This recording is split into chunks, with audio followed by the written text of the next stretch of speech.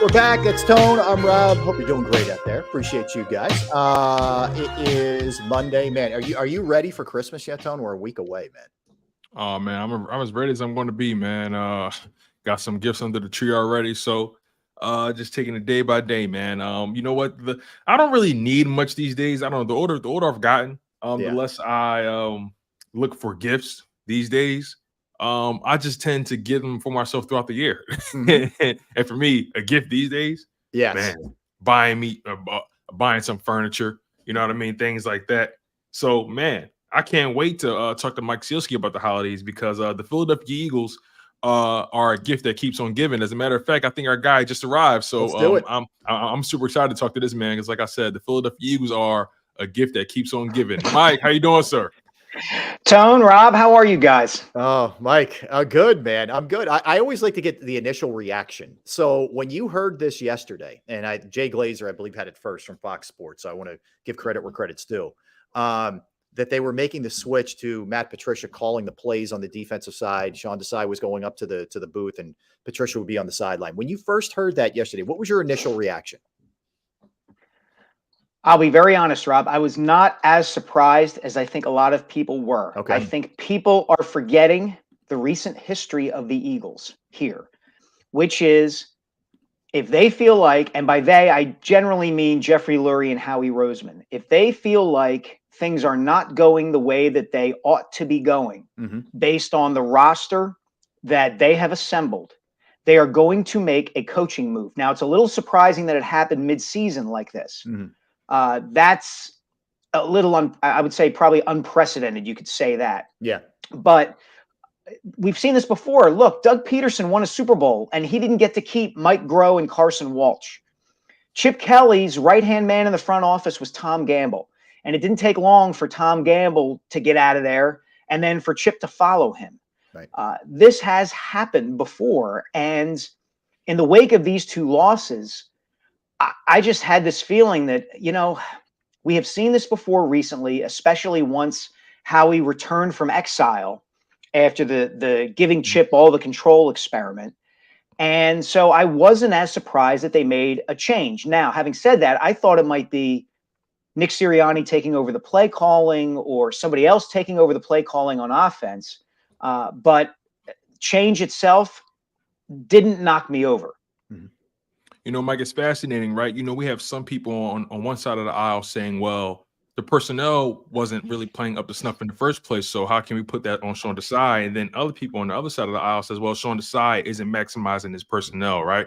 I'm curious to know where you fall on those side of things, because when you look at the team, you see a bunch of names, right? Darius Slade, James Bradbury, Kevin Byard, Shaq Leonard, even the defensive line, right? But I'm curious to know where you stand with things. Do you believe that the personnel was overestimated or overvalued by Howie Roseman, or do you believe the coach Sean Desai probably wasn't getting the job done? Tone, I think this is a case of two things can be true at once. I don't think the personnel is great in the totality of the defense, but I also don't think Sean Desai was maximizing it. And I'll give you one play an example of what I mean. You guys might remember this. Early or maybe midway through the second quarter of that game against the 49ers, Brock Purdy threw a swing pass to George Kittle, and Kittle rumbled 32 yards with it and set up the 49ers' first touchdown, the first of those 6 straight touchdowns that they scored on 6 straight possessions. That play would have been bad enough if Kittle had caught the ball and there had been a linebacker or a defensive back who hit him and bounced off him, and Kittle, just kind of created instant urban renewal running down the field, just knocking people over and dragging people for 32 yards. When he caught that swing pass, there wasn't an Eagles defender within 10 yards of him. And that, to me, is the bigger issue. It's George Kittle. He's the best tight end in the NFL. How can he – I don't care how many weapons the 49ers have. How can he possibly get that open on a screen pass within 5 yards of the line of scrimmage and have nobody around him? That, to me, is a scheme issue. It is not being able to utilize your people to the best way possible. I heard a stat earlier today that Nolan Smith is dropping back into coverage, or has been dropping back into coverage, on more than 20% of his snaps this season. Like, is this an apprenticeship? Are you trying to turn him into a coverage linebacker? You drafted this kid to be a pass rusher. Like, Hassan Reddick and Josh Sweat are dropping back into coverage maybe 4 or 5% of the time. And Smith can't cover as well as those two guys can. And I'm not sure I want them covering anybody all that often. So what are we doing here? And I think two things can be true at once. Are they weak at linebacker in the secondary? Yeah, they are. Are they getting the most out of those players? No, they're not, or at least they haven't been. Yeah, I think, Mike, you make a lot of good points, and I'm all for, if you have lost faith, you feel like it isn't going to get any better, or you're going to flatline or get worse, pull the plug. I by all means. It is a bad look, though, that you chose this guy. You had somebody in-house who potentially could have been a good candidate, or maybe others outside of your house that you elected not to bring in. 13 games in and doing something like this probably is the best thing for the team, but it also is a bad look for Howie and crew. Yeah, it is. It's absolutely a bad look. You know, you had a guy in-house, Denard Wilson, who wanted the job and was pretty highly regarded as well, and he didn't get it. And they went and hired Desai, who had 1 year as a coordinator with the Bears, and it wasn't a great year. And we haven't even mentioned Matt Patricia yet, who, by all accounts, is a really smart guy, but his best years as a defensive coordinator were spent with the benefit of working under Bill Belichick, who might be the greatest defensive coach of all time. And he had a shot to be a head coach in Detroit, and it didn't go very well. And so, I mean, this was a guy who couldn't figure out how to stop Nick Foles in the Super Bowl. So just because the Eagles had nothing to lose in making the change doesn't mean that the change is going to work. And so, you know, we got to see what happens here. I mean, I suppose you could say, Rob, it can't be any worse than it's been lately under Desai. 100%. Oh, 100%. I think you'll see an improvement. And Tone made a good point earlier. You know, tonight's a weird game because there's a lot going on, injuries and whatnot. It's a tough place to play. But it's a 3-game stretch following where you can right yourself a little bit here to build towards what you want this to look like in the postseason. But I'm curious, Mike, from a timing standpoint, do you think this move happened earlier in the week and they still put Desai out there under the guise that he is still the defense coordinator technically, but still calling the plays, et cetera? Or do you think it's something that happened perhaps later in the week? What's your sense of the timing? I mean, I have to think it happened later in the week. I just do. I don't trust anything that comes out of any NFL coach's mouth most of the time. But Sirianni doesn't strike me as the kind of guy who would just blatantly lie like that. You know, he might shade the truth. He might not tell us what he doesn't want to reveal to us. But either he changed his mind or his mind got changed later in the week. And again, we've seen this before. I mean, nobody has confirmed yet that Jeffrey and Howie were the masterminds behind this, or they wanted this done. But that's what's happened in the past. And they've overruled, certainly Jeffrey has overruled his head coaches on coordinator and assistant coaching decisions in recent history. So I have to think that something happened later in the week. I could be wrong about that, but publicly, that's how it seems.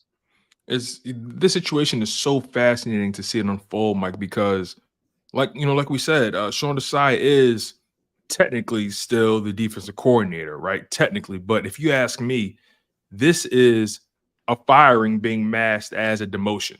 And, that begs the question, who's going to be the one speaking to the media on media days, right? On press conference days, right? Is Sean Desai still going to be speaking as the DC? Meanwhile, he's making no decisions on the defense side of the ball. Is Matt Patricia going to be able to just skate through this thing, making all these defensive changes and not have to answer for him week to week to week?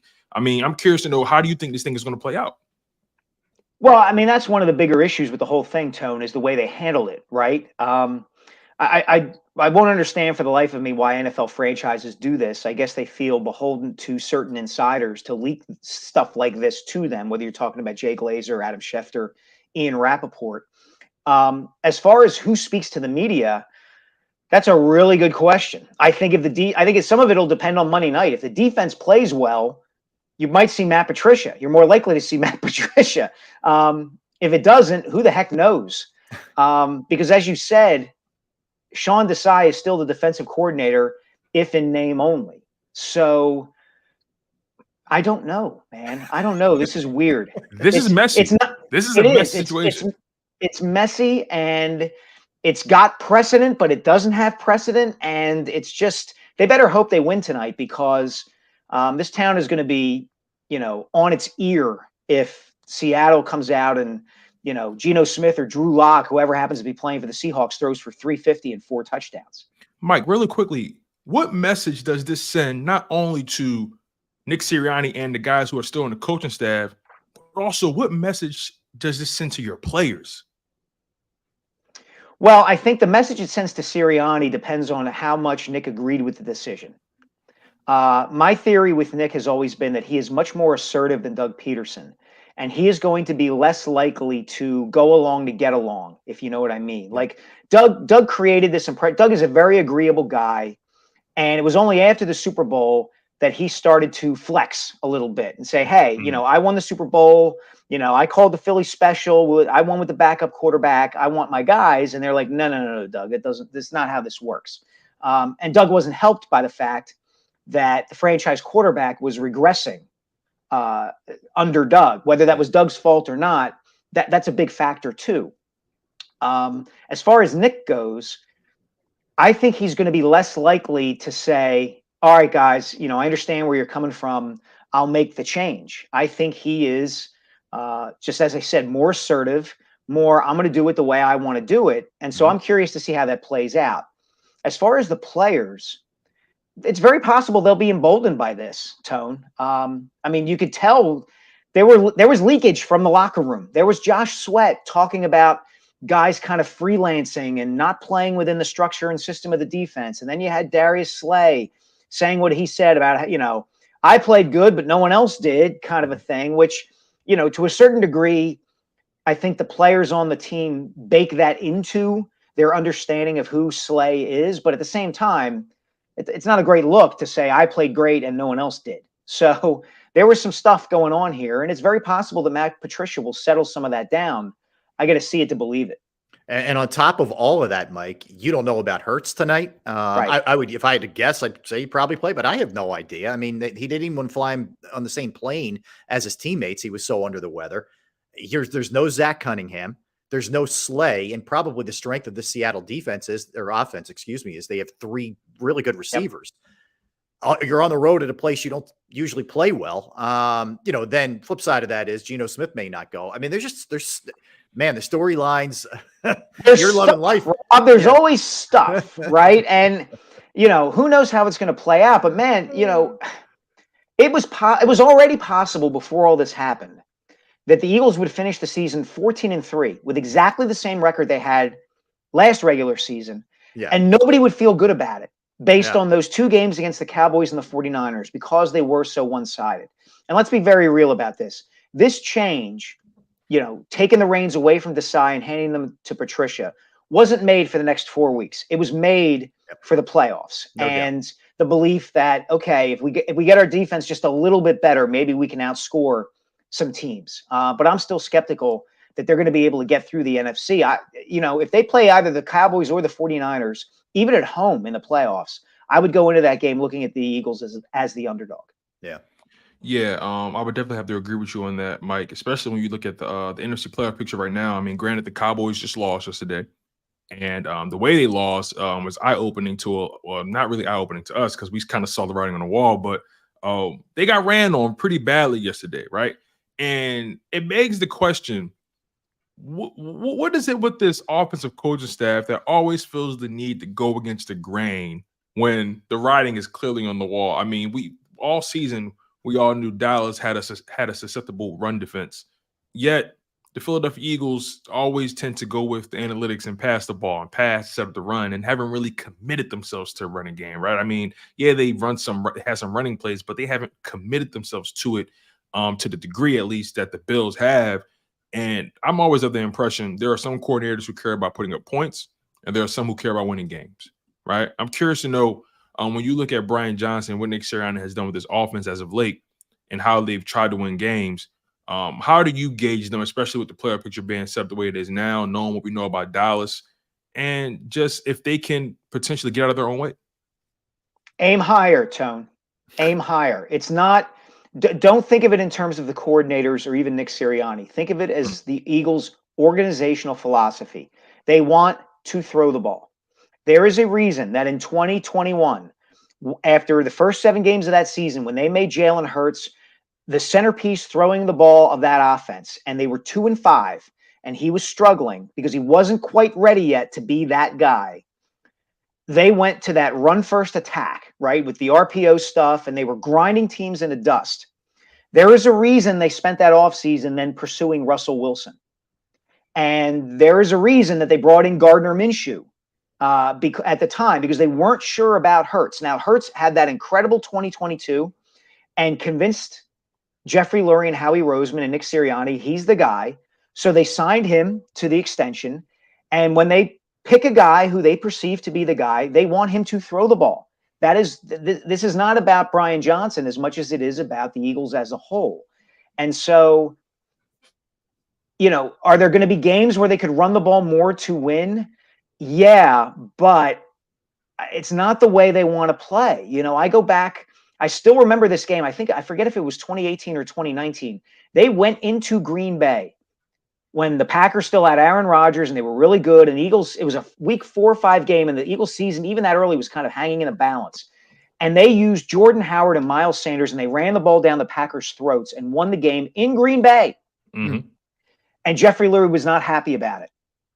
Yeah, they won, but they didn't throw it enough. So, Mike, are you saying that the strength of they're so deep into their convictions that they're willing to go against what's necessary to win that particular game because of their convictions to throw the ball, even if it won't necessarily be savvy to do so in certain matchups? Games have personality. Games have textures, tones, however you want to go about it.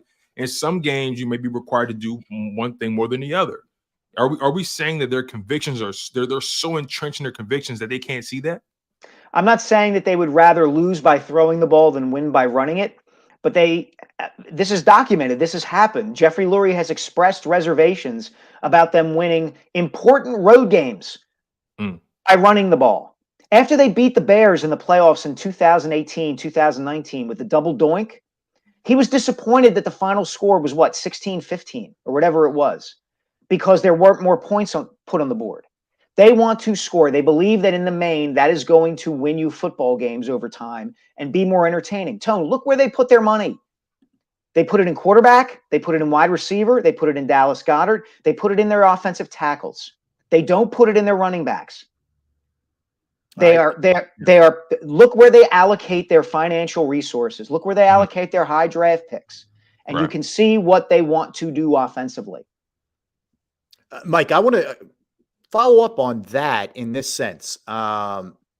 Obviously, and you illustrated it very well with the Kittle example, but do they have enough talent on defense for this to be a Super Bowl winning team? I think they're going to have to overcome it with shooting teams out essentially and scoring a lot of points. We saw it once again this year, not perhaps taking the linebacker position as seriously as they should, even when they lost some folks. And I know Nakobe Dean was supposed to be the guy and didn't work out for a number of different reasons, but is there still blind spots here in your estimation? And are we seeing some of them on the defensive side? Well, I think the linebacker thing can be overstated a little bit, if only because in general, teams that really value linebacker aren't very good.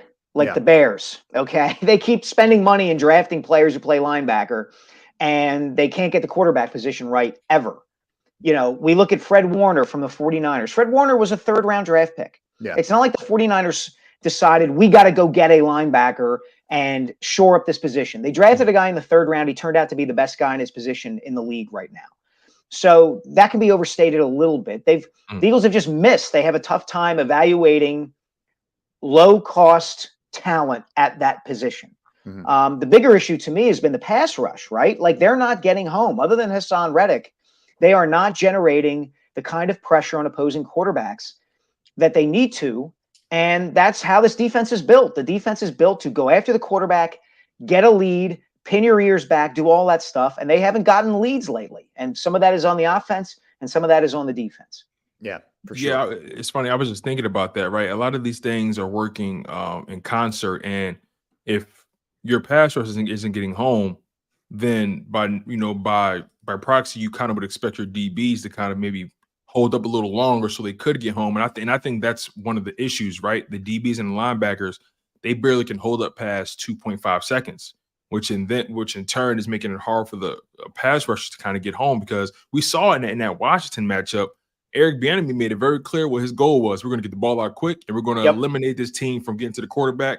Sam Howell was on pace, and is on pace for having the most sacks in NFL history. And the Eagles only sacked him, once in 2 games or twice in 2 games. So when you think about it from that perspective, I mean, and also at this point in the season, those pass rushers, not to make excuses for fatigue, because I think we're past that point now. Everyone's tired. But when your guys behind you can't even hold up for more than 2.5 seconds, it kind of makes it hard to get your job done on the front end, right? Mm-hmm. Yeah, of course it does. And there's the other factor that we haven't even talked about yet, guys, which is, a little bit of attrition and regression and some of the older players on this roster. It doesn't mean that Jason Kelce's still not a great center, or that Lane Johnson isn't still a terrific right tackle. But Brandon Graham set a career high in sacks last season as a part-time defensive end. He's still good, but he's not 11 sack Brandon Graham. Mm-hmm. Fletcher Cox is still good, but he's not as good as he maybe was last year. 7 sack, whatever he had. Yeah, whatever he had a year ago. And that's not a knock on those guys. It's just what happens when you've been around a long time. And you don't have, on the offensive line, you don't have Isaac Seumalo, who was really good and really underrated. And you replace him with Cam Jurgens, who has also been injured for a few games. But it doesn't take much for that slight bit of regression to have kind of a magnified effect on an offense or a defense. Yeah, I think that's a big factor in this thing. And let's talk about the quarterback. I mean, what's your sense of the way that he's played this year, Mike? I mean, he was, up until about 3 weeks ago, the leader in the clubhouse for the MVP. Certainly not his finest games the last couple of weeks. But how much of that is him? How much of that is some extenuating circumstances? Yeah, I think some of it is him. Obviously, he's got to play better. There have been situations where it looks like he's holding the ball too long. Now, how much of that is Brian Johnson not calling plays that get the ball out of his hands quicker? I'm sure that's a factor too. I think the thing that's really notable to me, Rob, is the decline or the lack of tempo that the offense has played with this season compared to the way Shane Steichen called plays last season. It was very customary to see the Eagles on first down complete a 15-yard pass to A.J. Brown. Boom, they get to the line of scrimmage, hand off to Miles Sanders for 7. Get to the line of scrimmage, boom. Jalen an RPO for another 6 yards. Boom, boom, boom. They're moving like this. And Steichen seemed to have, and I think this is being borne out in Indianapolis with what he's doing with that roster and that group. He has an innate ability to know what to call, when to call it, and to get in that kind of rhythm that I think Johnson has struggled at times to get into this season. You don't see them playing with the same kind of tempo. And I wonder if that's part of it too.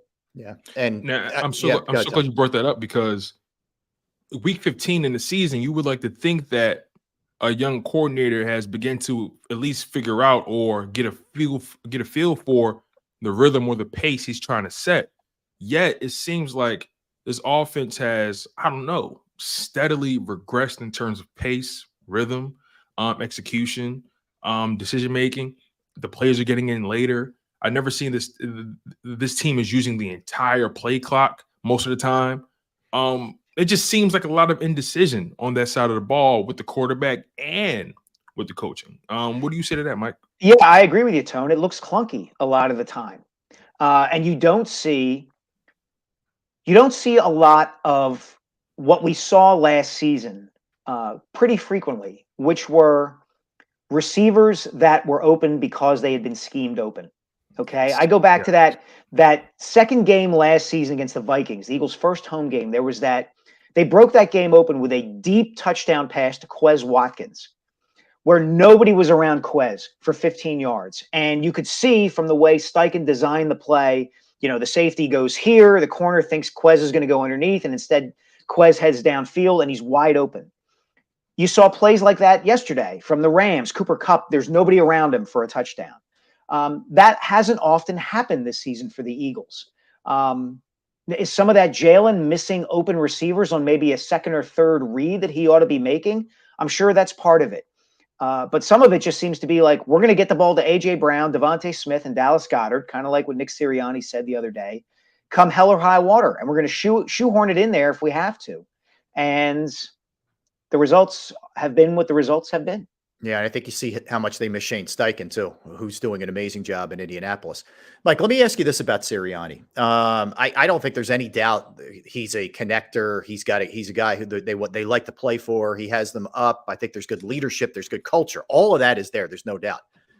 Do you worry a little bit about the X and O part with him and trying to get them out of this thing? Because ultimately I know Brian Johnson's calling the plays, but Nick is the one who is probably has the biggest role in scheming up things offensively. Is that a concern of yours? I don't know about that, Rob. I think if anything, my concern would be that he might be, I don't know if loyalty is the right word, but he picked his guys. And I think Nick wants to be able to pick his guys. And he might be, I don't know this for certain, but from a personality standpoint, maybe he's dug in on, I'm going to show you guys, I'm going to show everybody that I made the right calls here. Right. I think he's a very sharp X's and O's guy. I don't have much concern about that. The one concern I do have about him, to be very honest, and I think this probably plays into what I just said, is a maturity level as a head coach. Mm-hmm. I don't think there's any doubt that Jalen, in the two of them, if you want the head coach and the quarterback to be on the same page, Jalen Hurts is the level-headed one. It's not the head coach.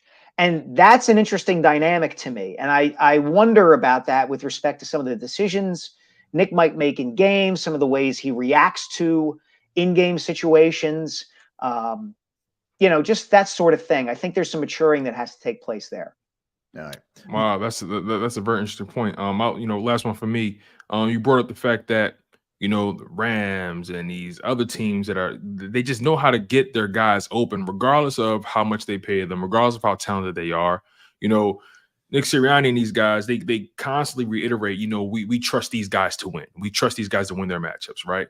Okay, fair enough. But do your players trust your ability to win your matchup, right? Do your players trust you enough to put them in positions where they can dominate? That 49ers game just stands out to me so well. Like, Kyle Shanahan just found these unique ways and these creative ways and sometimes ingenious ways to get his guys open. No matter how talented they are, no matter who their matchup was, his mindset was, I'm going to get my best guy in a position to win. I'm going to get him in space and allow him to make a play.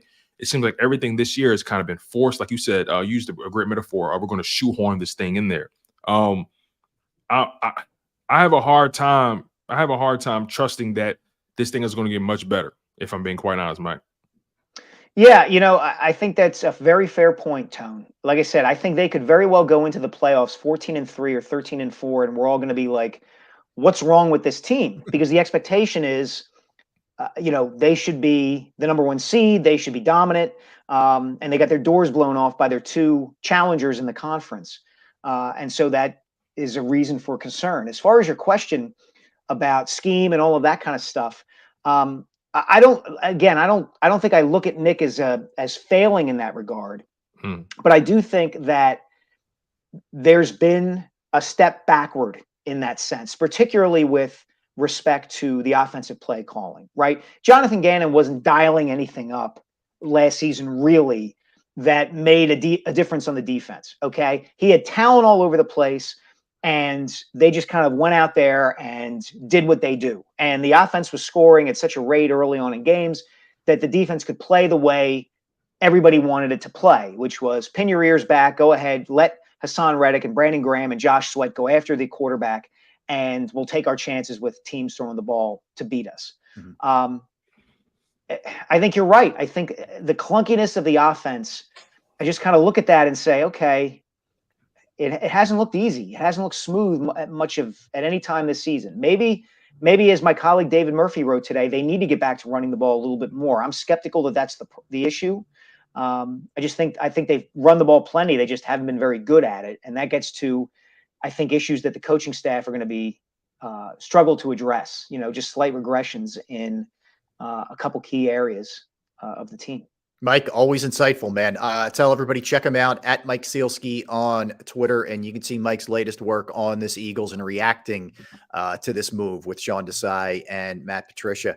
Mike, never a dull moment, man, and we appreciate you giving us a couple gift that keeps on giving. Yeah. I took my kids to a movie yesterday morning and thought, I'll get out of the theater. We'll come home. I'll have a couple hours to write a preview column. And I turned my phone back on after the movie, and all hell had broken loose. It was crazy. I went and I got the thing behind me, my tree. Okay. We waited till the kids got home from school. We went and I go out and get the tree. I get back. I have 15 messages from friends like, what is this? And I'm it's so funny. I was shaving my head, and all of a sudden I get a text message. I get a text message and a notification. I'm like, what the hell happened? So you gotta be careful. You can cut yourself there, Tone. Mike, I almost nicked myself. I looked down. We would have downgraded him to questionable too. Mike. That's right. That's exactly right. Unbelievable. Mike, I appreciate it, man. So happy holidays to you and your family. You too, guys. Thanks so much for having me. Minutes. All right, take care. You got it. Mike Sielski.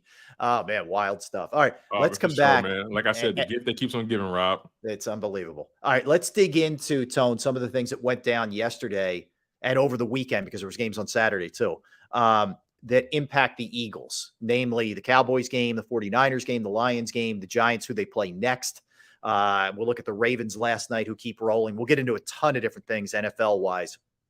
1:30 again, Jeff McClain's going to be joining us to talk about this big news with Sean Desai and Matt Patricia. All right, don't go anywhere. He's Tone DeShields. I'm Rob Ellis. We're Sports Take, JAKIB Sports YouTube Network. I want to tell you about Pro Action Restoration. Yes, Pro Action Restoration. They are at my house as we speak, and they're doing work on my basement because I had a leak. I had water damage. So for you, and the beauty is Pro Action Restoration is on call 24 hours, 7 days a week to assist. So it could be water, could be smoke, could be mold damage, fire, whatever the case may be.